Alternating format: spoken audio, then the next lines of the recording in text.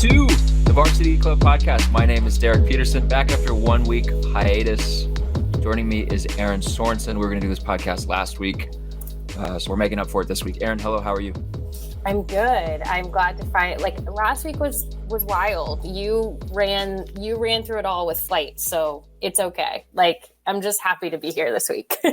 Fun, yeah. And then, because my flight out to Los Angeles was a mess, and then my flight back from Los Angeles to Chicago was even worse. Oh no, I didn't even ask. Yeah, I was in the airport. In an airport or on an airplane for 12 hours Saturday. Oh my gosh.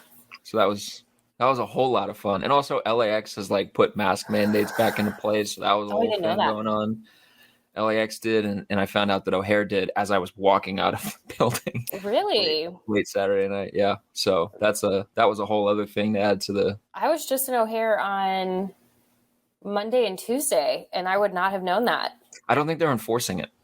Oh, well, but I saw signage, that's why, I'm walking through the airport, I didn't realize it. And then I get outside and I see a sign on the front, and it was a new sign because I don't remember seeing it, a couple weeks ago when we flew. But yeah, I don't think they're enforcing it. So that was all fun. Yeah, you were back in, you were in Chicago recently. I was. For volleyball Big Ten Media Days. So I have to ask you and Jacob were here. Where did you guys go to eat? Shake Shack. Come on. He's never had Shake Shack before, so I took him and he thought it was good. So that's a win in my book. Jacob has never had Shake Shack before? He has not. So we both got a Shack burger. He got just regular fries. I got fries with cheese sauce. You have to. And then he got a strawberry lemonade. I got a regular lemonade. And then he got a strawberry shake, and I got their one of their current special shakes right now. So just really special time.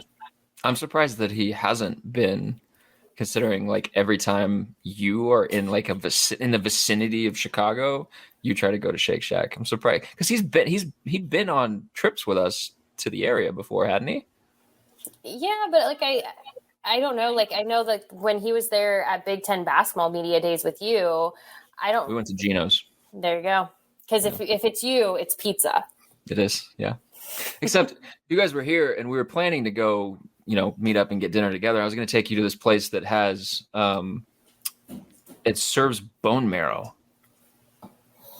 And I'm not sure how he would have reacted to that one. It's a burger place. And it's funny because I took Alex there and we're walking up to the outside of the building and she's like, Derek, I'm not dressed appropriately enough for this. I need to be dressed nicer for this. And the name of the place would lead you to believe that it's a fancy French restaurant. And then you walk into it and it looks like a very classic, dive bar corner, hole in the corner that you find in New York City, in a big city. And it's just a burger joint, but it also has bone marrow as an appetizer that it serves. And people go there. There was this guy that we talked to last time we were there that was yep, I come here every week and he gets a fried bologna sandwich and he gets bone marrow. Oh, interesting. So we'll next time. I was already talking about we're going to have to be back anyway because Nebraska is playing at Purdue, and instead of flying to Indy to go to Purdue, I think we're just going to fly to Chicago and then drive from there because it's just easier. Perfect. There you go. We're planning things out. My brain immediately was well, when they come from Northwestern, they're not coming from Northwestern. They're going across the pond. We're go play going Northwestern. To Dublin. And that game is coming up real quick. It's August already, which is cool, which means fall camp has opened. So Erin, which is why I'm sitting here in the stadium right now. Yes. Erin, I have you on the podcast today. We're going to talk about fall camp. But first, before we get to that, and I understand for people that listen to this podcast every week. There wasn't a podcast last week. We were going to talk about this last week. I feel discourse in the Husker bubble is sort of social media trends. You see a trend on TikTok and after 3 or 4 days, it's completely burned itself out of the zeitgeist and they're on to something else. I feel that's kind of the case with the Nebraska discourse bubble. So for anybody that was like worked up or had a take on Scott Frost's opening statement or lack thereof at Big Ten Media Day, I feel like a lot of you are probably like moved on from it. But since I haven't gotten to talk to anybody about it, Erin, I have a thought that I wanted to run by you. You were there, you saw it. I didn't watch the clip initially. I read Brandon Vogel's column, and the tone was sort of like, this is a make or break year for Scott Frost. He's acting like it. He's done talking. We're not going to learn a bunch about what's going on with them until they get on the football field. I saw a couple other columns that like framed the moment with Frost where he steps to the podium. People are waiting to see if he's going to start talking. And then the moderator says, would you like to give an opening statement? And he goes, nope, straight to questions. I've seen several folks in columns frame that moment as something like more, I don't know, more nefarious than it actually was. Like Frost, like didn't want to be there. He was angry, a whole bunch of other things. And it's interesting because I read about it and then actually watched the thing. And when I'm watching it, I'm like, oh, this is Frost. This is his personality. This is Frost. This is who he is. And part of it is, what's he going to say that he hasn't said a billion times over the last 4 years and gotten raked over the coals for every time he said it?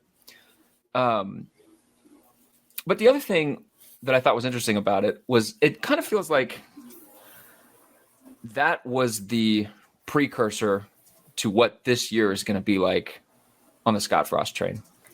That was the litmus test for people, because people who don't like Scott Frost, people who don't believe that he's going to turn this thing around, people who don't think he should still be the head coach in Nebraska, viewed that moment, and if they had like a media space with which to use to broadcast their opinion, said that that was a bad moment. People who like Frost, or at the very least are indifferent towards him, or think like, I want this to work, so let's just wait and see, saw that moment and were like, okay, cool. Like, straight to questions. Good job. Other coaches do that all the time. It kind of feels like that's what this season is going to be like. This season is going to be a bunch of complete overreaction to every little thing that Scott Frost says, and the fact that he has now sort of pulled back a little bit of the access that you guys have traditionally gotten. I feel like it's going to make that a little bit even more worse. Would you agree with that? Well, I just also want to say really quick, that whole thing with the questions, I think what's really important is that people also recognize that he had just also spoken with all of us for like 45 minutes prior to that. So by the time he was getting there, because of their schedule, it was more or less like, I have already talked about so much literally right before this. So I don't think that whole like just going straight to questions was him even being like trying to even really make a point. I think in hindsight, probably could have like just said a couple of sentences about like, we're really looking forward to the season. But like, I don't think it was something where he was trying to create, like, I don't think it was like anything like he was stirring anything up. I think it was just like, I've already had this whole conversation with everybody. Why? What am I doing? And it's also hard when you're watching it from, and like you've been to media days, so you see this, but like the setup is also kind of like the people weren't ready for the questions right away. So like when he goes straight to questions, they're like, oh, we have to go get a microphone to somebody now. So like, it was just like the whole production of like television, everything that kind of just made it like, if you're watching from home, you probably maybe misread it a little bit. Like I said, he could have still just said like a couple of sentences like every coach does and just be like, I'm really excited about the year and whatever. And that would have been fine. Would it have mattered? Who knows? But like, it is kind of like, it is, I think probably the best way to say it is what you just pointed out of like, this season is done. Like there are no questions in the sense, like, I don't mean the season is done. This season, it's the questions for seasons. It's done. Like this is an answer time. It's kind of one of those things where like, it doesn't really matter anymore if you stand up there and give the opening statement, if you can't then address the questions. And so this is really truly a make or break year for Nebraska and particularly Scott Frost. And that for me is, I think you could make correlations of that. And I also think like having watched that whole thing play out on Twitter, I think it was kind of like people were reacting too harshly both ways. I just think it was what it was. This is going to be such a drama-filled season. Put this season on, like, have a college football version of Hard Knocks on HBO and let Nebraska be the initial team to focus on, and you would have must-see television. You would obviously never get that access with this regime for HBO, but it'd be incredible. This is going to be such a drama-filled season. But also, it truly will. The other thing that I thought was funny was like the folks that wanted Frost to give a platitude or say something, like get up there and like thank Trev Alberts for like giving him another year. Like, you think Trev Alberts wants like a public, I don't know, like, you think Trev Alberts wants Scott Frost to get up in public every time he's making a public appearance or a speaking engagement and say, thank you, Trev Alberts, for not firing me? No, I feel like the thing that Trev Alberts wants more than anything else is for Scott Frost to win some damn football games. Like, it's the only thing that is going to matter. But also, I would imagine that Scott Frost has expressed his gratitude to Trev Alberts for not firing him a number of ways since it was announced that Frost was coming back for a fourth season, which is another thing. What was the most interesting thing that you heard at Media Day? Could be Nebraska related, could be completely, off the beaten path from, maybe you had another fun moment with James Franklin or PJ Fleck or something. James Franklin went the second day, so we didn't get to give him a yearbook this year, which was kind of sad. No, I think the most interesting thing was hearing Scott Frost say that he's sad about giving up the offense. Like, that was what we knew to be true. We know that like the offense is his baby and that he loves calling an offense, and that that is something that we've all been kind of keeping an eye on. And it was interesting because somebody told me that like I am basically like being negative by bringing this up. And I don't know why, because it's not a negative thing. He was just saying, I am sad. Like I'm kind of like, he's still going to be like a part of the conversation and everything else. But like he, like to hear him, like that was, in my opinion, the most like real thing he could have said was I'm sad about this. And like to hear his players also say, yeah, it's been an adjustment for him. I think that is when you start to see people for who they are, and they're like, they become more real in those moments. So like, I don't think feeling like that was an interesting moment is a negative thing, unless you want to make it one. I actually think it was really telling about kind of where he's at. And like, as he's transitioning into what we are being told is the CEO role, hearing him say that, it was, to me, that was really interesting. Do you think that that's like, we're going to get into the season and we're going to be 4 games into the year and it's still going to just be Mark Whipple's thing? Because like, if you look at Frost, I mean, like, imagine asking Pat Fitzgerald to have zero input in Northwestern's defense. Like, he probably wouldn't be too happy about that. And it probably wouldn't last very long if they tried to do that. And you think about Scott as a head coach, and as he got his start as a head coach, you think about the 2017 Central Florida team, and you see Scott Frost smiling on a football field. Like, he genuinely enjoys it when it's working. He genuinely enjoys it. And you can say that about a lot of coaches. It's not just specific to him. But like, I'm curious, if folks buy that's going to happen initially at all. And I'm curious if you buy that, let's say that they get into the start of the season and it's still an adjustment period and 4 games in, that's still going to be, I guess, the working relationship between the two of them. Yeah, I mean, he's been saying this since spring, that it's a relationship. Like, he still has input. He's still, having, like, he's still part of the discussion. But I think the thing that is going to be really interesting is watching how it plays out on a game day. And I guess for me, I would like to see when the going gets tough, how that plays out. And if he feels like he needs to step in, or if he kind of keeps the CEO role, that is going to be an interesting thing to kind of observe, because like you said, like the offense is like a part of who he is. And asking somebody to kind of step back on those things would be hard for anyone. And again, like I said, like I had a comment telling me that I was being negative about it. And I don't think this is a negative thing. I think it's actually like one of the most like telling things about him as a coach is just like, he has built his coaching career on the offensive identity. And when you're kind of taking a step back, and even though you're still a part of the conversation, it's not so much yours anymore. You're now part of it, but you're kind of taking the back seat to the person who's leading. That would be tough for anyone to kind of make that adjustment. So it's going to be interesting to see how he handles that adjustment, in my opinion, going into this season. And I think it will tell us a lot about what we are going to see all season long based on how they respond when things get tough. So you've heard from him at Media Day.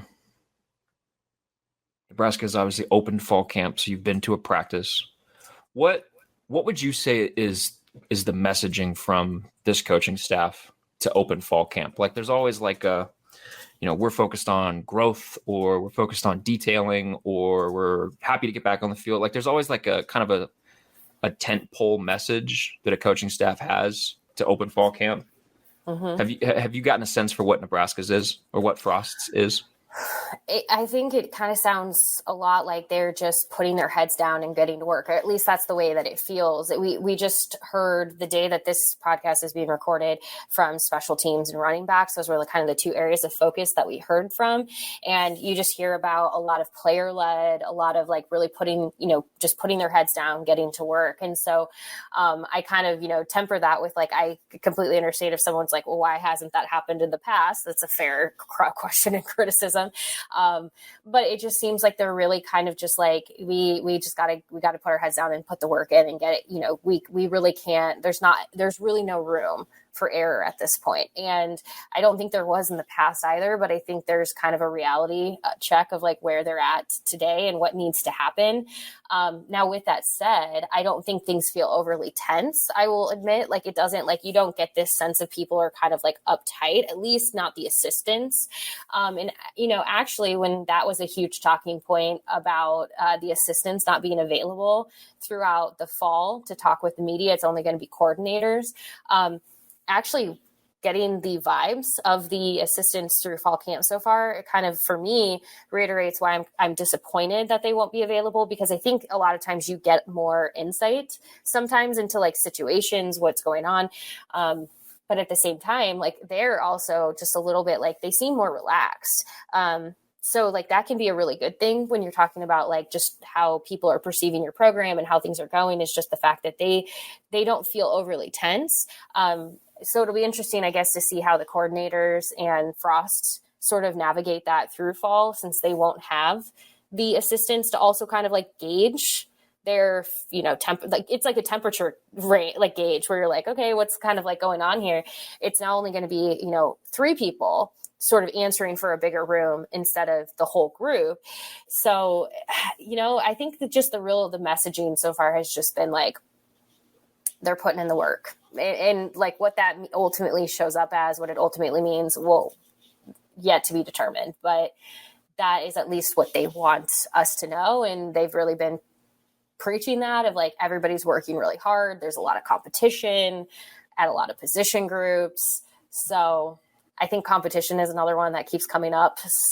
It's going to be interesting.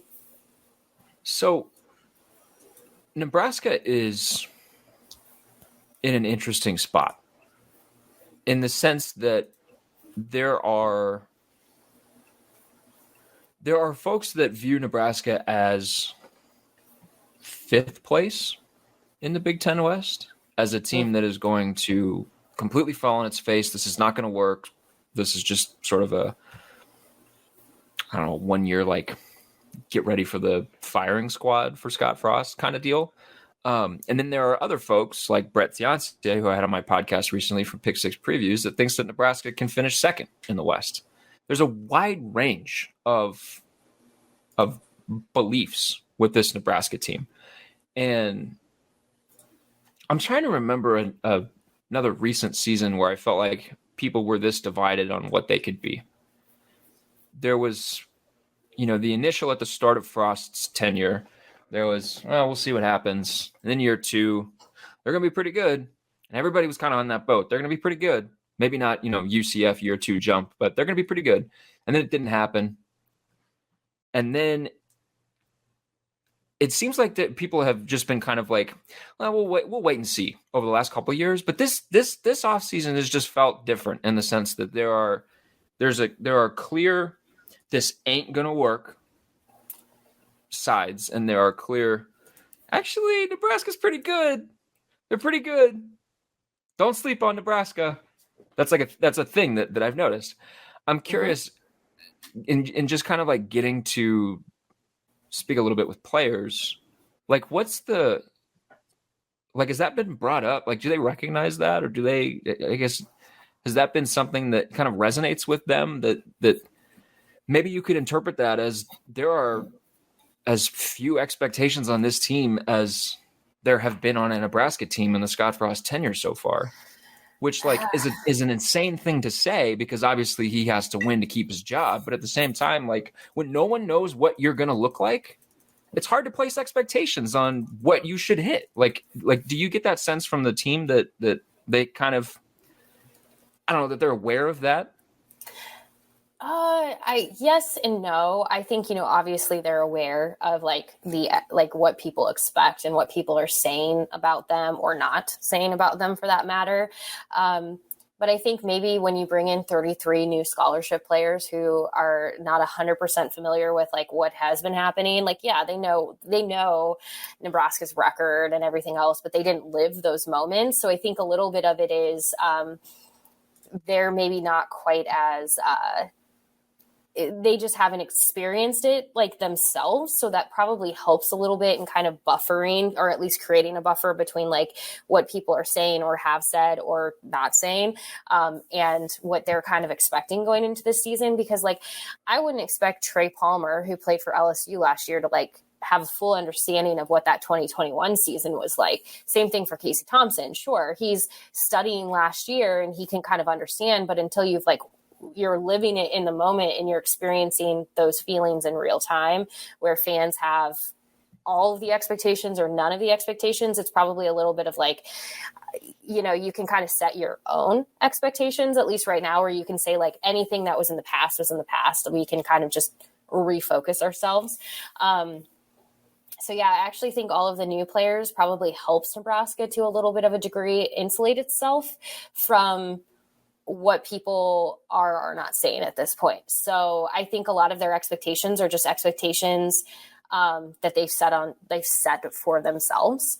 And they probably haven't really had to start thinking too much of outside expectations, because it just hasn't been something that they've had to like worry about yet. And I don't know if they necessarily need to worry, but it does get hard if a season starts going the way you don't want it to go. It can get really hard to ignore the outside noise. Like, I always kind of go back to this moment where, I don't want to call this player out, but I remember in 2017 when kind of the trajectory of Mike Riley's last season was going the way that it was. We knew it was going to happen.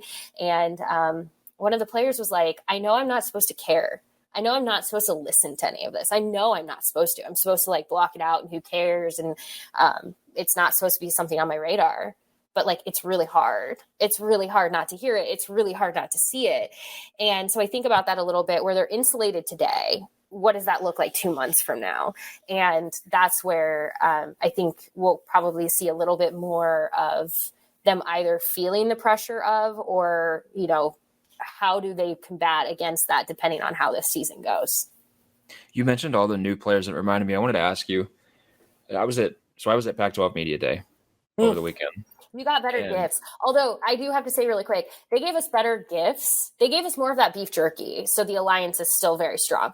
But they gave us better gifts at the volleyball media days than they did football media days. Let me say this, and this is not what I was going to say, but the irony was inescapable that Pac-12 Media Day was in a like quote unquote cooler place. It was in downtown Los Angeles compared to Indianapolis. It was at a better venue, which was at the Novo Theater. which was like this just really beautiful theater on the inside. Like it looked cool. It looked cool. Looked cool. The Big Ten's Media Day is in a football stadium. Mm-hmm. The irony was inescapable that the Pac-12 setup looked cooler, aesthetically was better than the Big Ten's, and from a functionality standpoint, failed horribly. Every single person in there was using a hotspot. They were all on their hotspots because we couldn't get the internet to work. And they decided that they wanted to put so that like the Big Ten splits it up into 2 days, you mentioned, right? So you'll get coaches, and then you'll get coaches the next day, and there'll be a break in the day, and then you'll get breakouts of other players. That was not the case with the Pac-12. The Pac-12 had coach at the main stage, and then probably 20 feet away, both players from the same team are talking at the same time in the same room with the coach. And the coach's microphone is turned up very loudly. So trying to go back through this audio and listen to players is a nightmare. So from a functionality standpoint, this thing failed. It failed. The Big Ten was better. And I just couldn't, I thought that was pretty interesting, given all the stuff that's going on with the Big Ten and the Pac-12 and why this stuff is going on with the Big Ten and the Pac-12. But I wanted to say, the Wi-Fi was no better at Lucas Oil. So just if it makes you feel better, I used my hotspot the entire time. All right. Well, welcome back football season.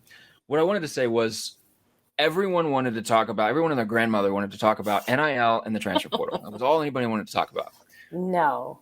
Was that the case at Big Ten Media Days as well? Like, did the transfer portal dominate conversation at Big Ten Media Days as well? Like, yeah. For sure. Like it was transfer portal because the big question at the time was they were trying to decide if like the whole unlimited transfers thing, that news had just kind of broken like the day before, if like unlimited transfers would be able to be allowed. Obviously we know now that like that's not going to pass. I'm glad that there was enough pushback on that. I'm glad that was going to be a problem. Garrett Nelson, he was one of the ones who was like, I don't like that. And actually some of his quotes got a little taken out of context because he was not talking about transfers in general. He was talking about, I would not be a fan of unlimited transfers, because then he's like, how do you build any trust across people, like different groups? Like, how do you build any kind of like trust? He wasn't saying. Also, how do you obtain a degree at that point? Well, you're not. My brother was trying to transfer colleges, and my college roommate transferred colleges while we were in school. And in both instances, trying to figure out how your credits transfer over to a new school was like a big deal. Like I get like. Mm-hmm. Anyway, sorry. No, it's true. But I did feel bad for Garrett a little bit. I think some people misinterpreted how he was like, here's this player with all of these transfers on his team talking about how he doesn't like it. No, he was talking about the unlimited transfers piece. It just got lost, I think, in some of that translation of like, that's the hard part. What you're talking about with some of these media days is like, it's really easy for information to just kind of go.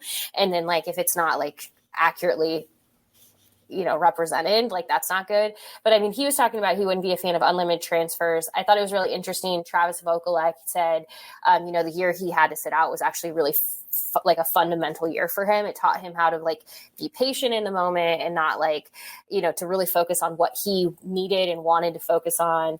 And then in that time period, he also talked about how beneficial that was for him to work on his blocking technique.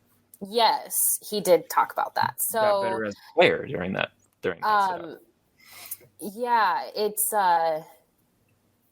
was interesting to hear from him as well. I thought his perspective was interesting. And then Quentin Newsome was kind of like in the middle of both of them, where he's just like, I want everyone to be happy. So it was kind of like you had the Travis who was like talking about like what transferring meant to him, and you had Garrett Nelson, and then you had Quentin Newsome just being like, everybody can be happy wherever they need to be. That became, so it was definitely NIL, transfer portal, the super conferences, the conference expansion was obviously another big topic. And a lot of people were asking these players, like, what does it mean to you to have USC and UCLA? And it was so funny because so many of them had to be like, I won't be a player here when that happens. Yeah. Yep. I won't physically be here, but great for everyone else. Love that for them. Yeah. Yep. That was like, it's funny because all of that stuff is so new. So all of us media folks are like, we still want to write about that and talk about that and ask coaches about transfer portal and NIL stuff like that. And you can really tell that coaches are like, look, this has been our life 365 days a year for like the last 3 years. Like, this isn't, the novelty's worn off. This isn't new for us anymore. We're done. I want to talk about football. And I could tell, like, when coaches got asked football questions, when players got asked football questions, they just lit up. It's football season. We're back to football. Season. So let's get back to football real quick. And one more question I want to ask before we get you out of here is, what is a camp battle that you're most interested in watching in Nebraska? And you can't say quarterback. I didn't tell you this in the show notes that I gave you, but you can't say quarterback. I'm going to say, that's a good question. I would say running back is going to be really interesting. I think we know that it's between Gabe Ervin and Ramir Johnson. It seems pretty much like that's not surprising to anyone. Brian Applewhite said he's not ready to name his RB1 just yet, but like everything else he has said, it's really pretty much like between those two. So it'll be really interesting. I think more or less what I'm more interested in, like whether it's Gabe, whether it's Ramir, whether it's a combo of both in some way, is like one thing that has not been consistent with Nebraska in recent years is its running back spot and sticking with a player. And it feels like every week there's a new RB1. So like for me, I'm like, okay, if whoever this player is, are they going to remain in that top spot or what happens? So that's what I'm really interested in. And then I think we all have to be really interested in the offensive line and where that group ends up. Like more than anything else, like this offense is going to live and die by that offensive line. And that's one group, because I was going to go pull up. So Drake Healer I was obviously, as we were talking about, I was in Chicago on Monday, so I didn't get to observe the first like open practice. I'll get to see one in the next week. So this is what he saw, was that Turner Corcoran lined up at both left guard and left tackle throughout drills. He was primarily tackle. He started 9 games at left tackle. Teddy Prohaska spent time at the left tackle with Corcoran at guard. So he kind of like just went through like Trent Hickson was the one mostly working at center. None of these are like surprising. Like it's all kind of what we were thinking. We've kind of been told long enough that Trent Hickson is likely going to be taking that spot with Cam Jurgens moving on. But Ethan Piper also lined up under center. Ethan Piper also lined up at center. Excuse me. He wasn't lining up at quarterback, although that would make for a really interesting quarterback piece if Ethan Piper started lining up at quarterback. Yeah. But no, I think just kind of how that offensive line officially looks come game 1 is going to be interesting, because so much of this offense relies so heavily on it. And I've seen this conversation play out a little bit where people are like, Casey Thompson can scramble. It's not about Casey Thompson or any quarterback being able to scramble. They don't want them to do that unless it's an absolute necessity, unless it's a designed situation, or unless they have no other choice. They do not want Casey Thompson or Chubba Purdy or Logan Smothers or anybody running around like Adrian Martinez had to. Like, they don't want that to be what happens. So that offensive line has to be incredibly tough, has to be really strong, and seeing where they line up and what they rotate and how it's going to be really, that for me, that's going to be the one to watch. And I don't think that shocks anyone. Everything kind of lives and dies by those lines. So you could make the same argument like for the defensive line, how that whole situation looks. But I would probably put more emphasis on the offensive line right now, since a lot more of it is unknown. Forgive me if this is a stupid question. Prohaska's healthy, isn't he? Yeah. Ready to go? I mean, so for the record, for anyone who's like, whoa, it's this, like, we are going entirely off of what we have been told. And yes, like, we have no reason to believe that, like, when it came to the offensive line, it was Raiola who said, like, everybody is good to go and working.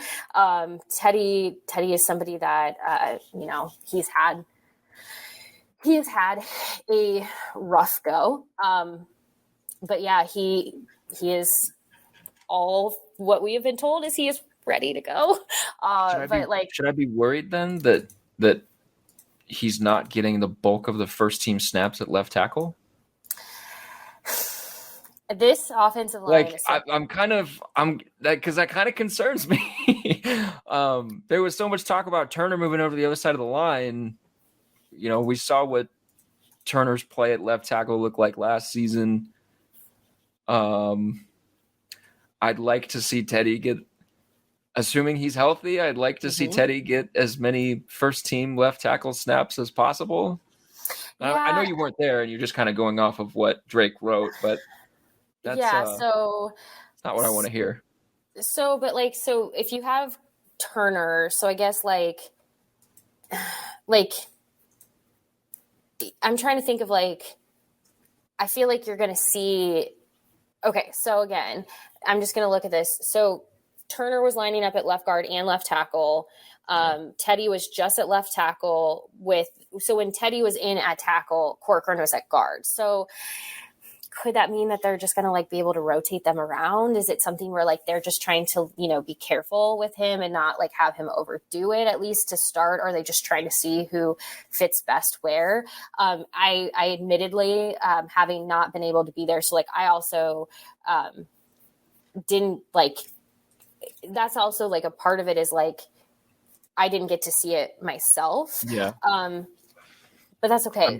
I'm gonna immediately text Drake when we get off this podcast, and I'm gonna tell him I need to know right now when Turner was at those left tackle snaps, when he was taking those left tackle reps.